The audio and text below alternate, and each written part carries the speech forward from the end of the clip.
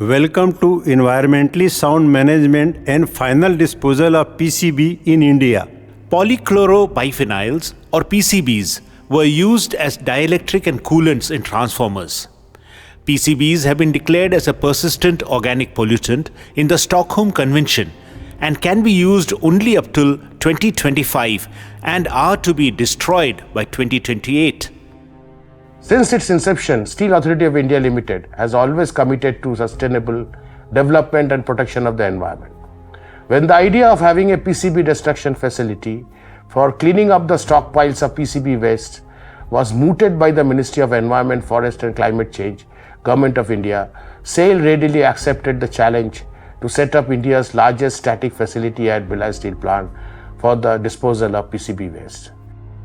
As SAIL Bhilai Steel Plant is having a stockpile of old transformers containing PCB oil, the United Nations Industrial Development Organization, UNIDO, the Ministry of Environment, Forests and Climate Change, Government of India, as well as the Steel Authority of India have jointly established a project near Purena, Bhilai to meet the timelines for the destruction of PCBs.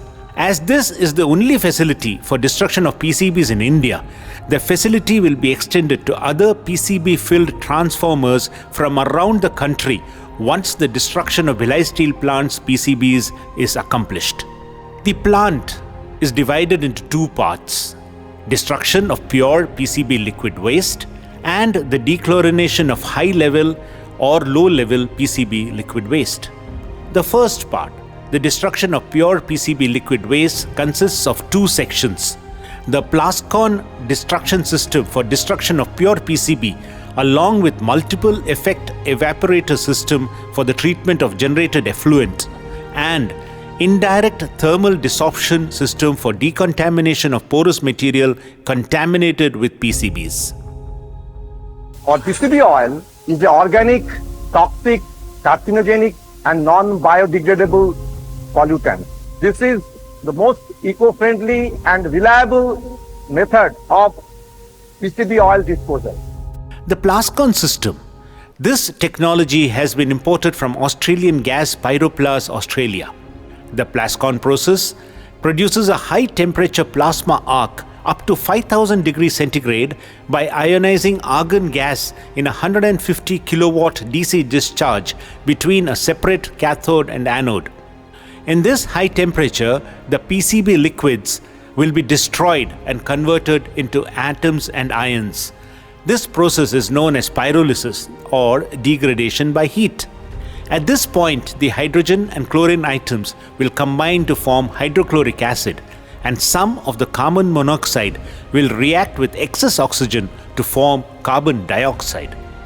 The generated hydrochloric acid will be neutralized by the controlled addition of caustic soda, that is sodium hydroxide solution, and it will form sodium chloride as a form of liquid effluent.